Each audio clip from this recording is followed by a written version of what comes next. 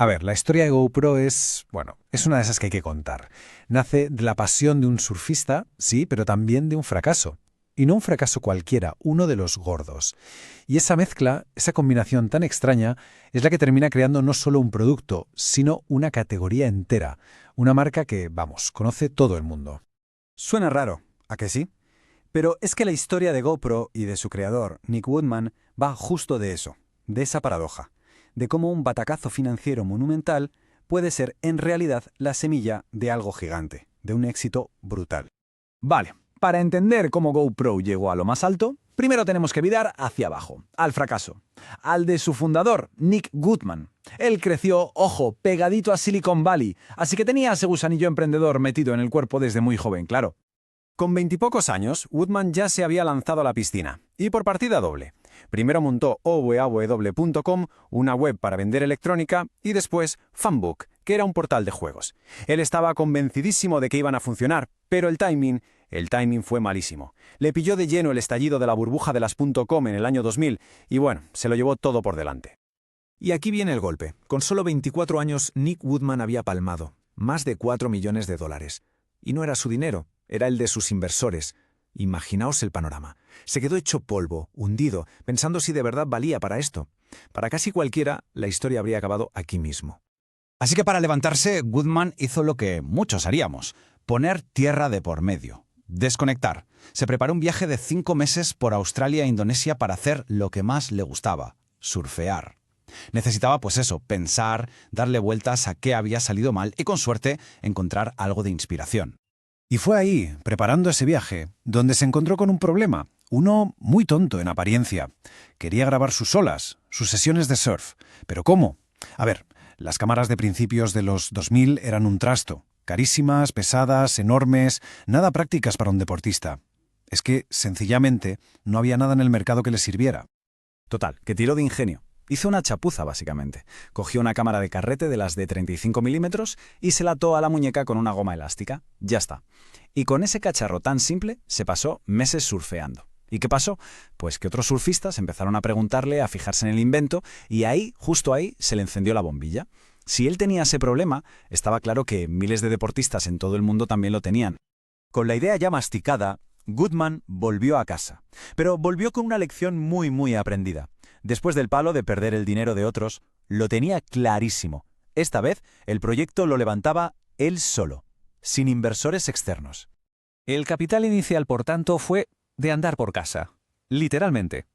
Le pidió $30.000 a su padre y otros $35.000 a su madre. Y con esos $65.000, empezó todo el tinglado de la primera GoPro. Pero claro, con eso no llegaba. Así que para conseguir más pasta, se puso en modo supervivencia total. Se recorrió la costa de California en su furgoneta vendiendo cinturones de conchas que él y su novio habían traído de Bali. Esto da una idea del nivel de compromiso y de lo increíblemente humilde que fue el principio de todo. El tío estaba obsesionado. Su compromiso era absoluto. Se volvió a vivir a casa de sus padres y se metió unas palizas de trabajar de más de 18 horas al día. Todo para sacar adelante el prototipo. Tardó casi un año en tener algo que de verdad le gustara. Pero es que esta vez no podía permitirse volver a fallar. Y por fin, en 2004, lanzó la primera GoPro Hero. Ojo, era una cámara analógica, de carrete, y se vendía en tiendas de surf. Pero la idea funcionó, a la gente le moló. El verdadero cambio, el punto de inflexión, llegó en 2006, cuando dieron el salto al mundo digital. A partir de ahí, bueno, el resto es historia.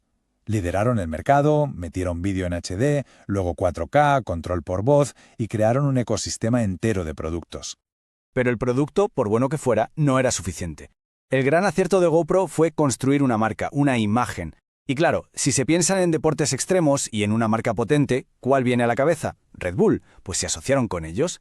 La jugada maestra fue en 2012, con el proyecto Stratos. ¿Recordáis a Felix Baumgartner saltando desde la estratosfera?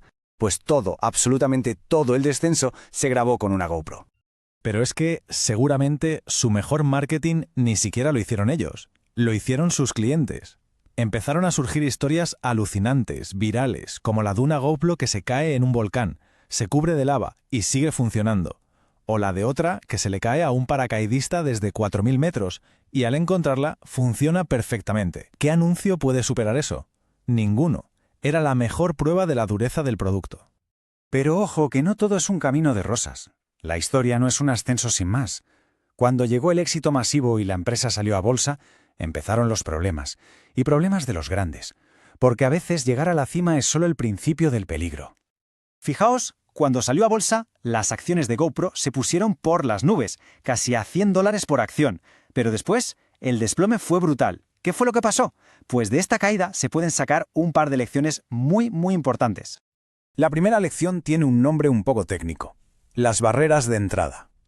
A ver, GoPro tenía una marca potentísima, icónica, eso nadie lo duda, pero la tecnología de la cámara en sí no era tan difícil de copiar. Y claro, en cuanto otros fabricantes se dieron cuenta, el mercado se llenó de cámaras muy parecidas, pero mucho más baratas. Y la marca, por sí sola, no fue suficiente para frenar eso. Y la segunda lección tiene que ver con el dinero. Con mucho dinero. Cuando sales a bolsa, te entra capital a expuertas, pero también te entra una presión enorme de Wall Street, que te exige crecer y crecer, trimestre a trimestre. Y esa presión por crecer como sea, llevó a GoPro a gastar millonadas en marketing, como en anuncios de la Super Bowl, en vez de pararse a pensar en una estrategia sólida y a largo plazo. Y todo esto nos deja con una pregunta final, una reflexión bastante interesante. Al principio, cuando no había dinero, Woodman tuvo que ser creativo, tuvo que centrarse en lo importante, construir un buen producto y una marca desde cero. Quizás, solo quizás, esa falta de recursos no fue un problema. Quizás fue su mayor ventaja. Es algo para darle una vuelta, ¿no? Sobre todo para cualquiera que esté empezando